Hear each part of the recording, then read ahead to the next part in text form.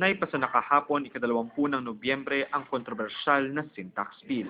Ito ang batas sa sumasaklaw sa pagpatong ng mas mataas na buwis sa mga produkto ng tabako at alak sa Pilipinas. Ayon sa tala ng Department of Health, ang Pilipinas ay may pinakamababang presyo ng alak at sigarilyo sa buong Timog Silangang Asya.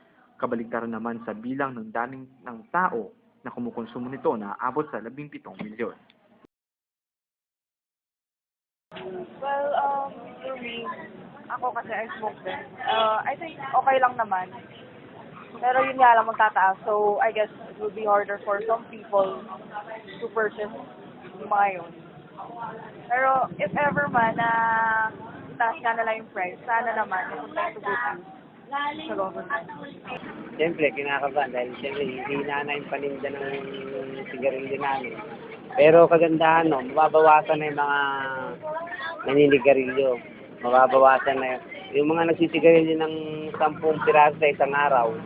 Siguro magiging 5 na lang kasi mataas na. Sa kabila ng iba't ibang reaksyon ng mga taong direktang maapektuhan ng batas na ito, ang pagbabago ay nakasalali pa rin sa ating mga sarili. Una sa informasyon, Tomasinong umaaksyon. Tomasino, ito ang balita mo. Gilbert Simbulan para sa Tomasino.